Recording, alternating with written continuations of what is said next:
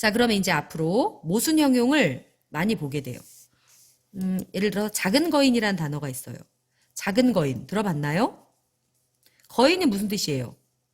큰 사람이에요. 클 것자예요. 근데 작은 거인, 작은 큰 사람. 말이 안 되죠. 작단 얘기예요. 크단 얘기예요. 작은 거인. 근데 우리가 어떤 사람에게 작은 거인이라는 말을 쓰나요? 그분은 한 개인으로서 뭐 키는 작을 수 있어요. 하지만 그 사람의 업적은 굉장히 커요. 그럴 경우에 우리가 작은 거인이라는 말을 씁니다. 뭐 가수 중에서도 조용필이라든지 이런 굉장히 음악적으로는 거인이라고 할 수 있을 만한 분.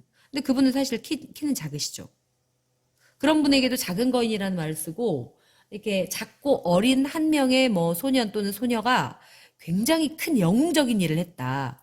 뭐 잔다르크처럼 또는 유관순 열사처럼 한 명의 작은 개인의 몸으로서 굉장히 큰 일을 했어요. 그러면 우리가 작은 거인이라는 말을 씁니다. 그러면은 작은 거인이라는 표현을 우리가 많이 쓰고 있다는 걸 볼 때 진리가 들어있다는 걸 알 수 있죠. 그러니까 겉보기에는 모순되는 것 같아요. 작으면서 크다. 모순되는 것 같죠. 그렇지만 그 상황을 알고 나면 아, 가능하구나. 그러면서 진리가 함축되어 있다는 거. 이걸 느낄 수 있어요. 자, 이런 표현을 갖다가 뭐라고 합니까? 역설법이라고 합니다. 자, 어떤 친구들이 반어법과 역설법을 구별을 잘 못했는데요. 반어법은 상황을 알아야 돼요. 상황과 말이 반대되는 거예요. 속마음과 말이 반대되는 게 반어법이고, 역설법은 말은 모순되는 것처럼 보이지만 사실은 알고 보면 맞아요. 그런 경우가 바로 역설법이에요. 두 가지 헛갈리지 않을 수 있겠어요? 여기에 모순형용에 의해서 보면 아까 모순에서 나온 의미상 서로 양립할 수 없는 말, 그러니까 작으면서 크다, 크면서 작다, 뭐 이런 것들이 약간 양립할 수 없겠죠.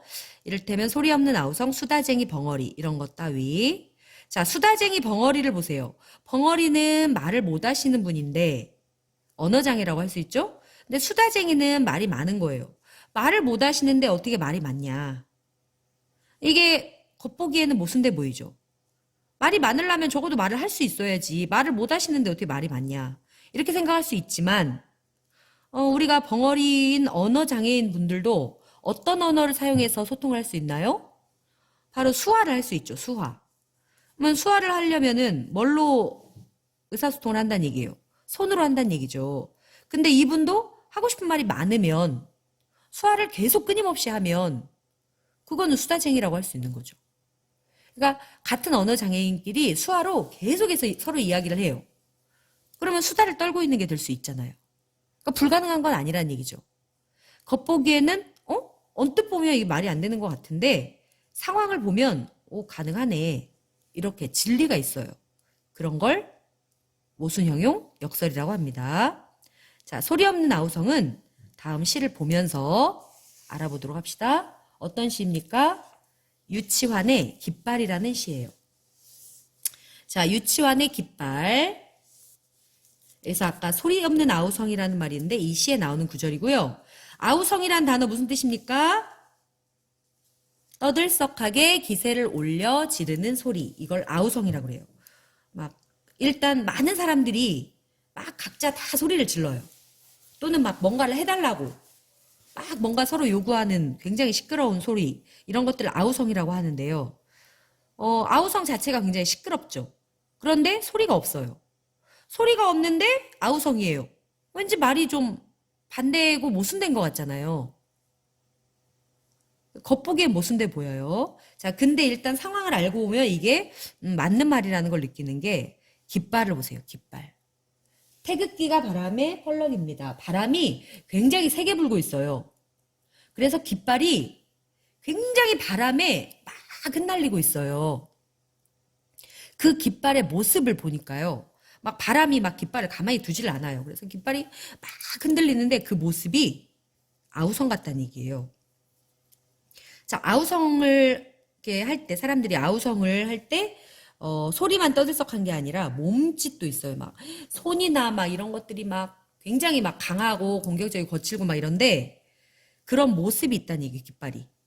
근데 깃발은 말을 할 수는 없기 때문에 소리는 없겠죠. 물론 이제 창문을 열면 바람 소리가 그 깃발에 펄럭이는 소리가 들릴 수는 있어요. 근데 그냥 유리창을 통해서 깃발을 바라보면 소리는 안 들리는데 그 모습만으로 아우성 같다는 느낌이 드는 거죠. 그래서 소리 없는 아우성. 겉보기에는 모순돼 보이지만 사실은 깃발을 바라보면 이해가 되는 그런 것을 뭐라고 합니까? 역설법이라고 한다는 얘기예요. 그래서 깃발, 소리 없는 아우성도 역설법의 예로 많이 나옵니다.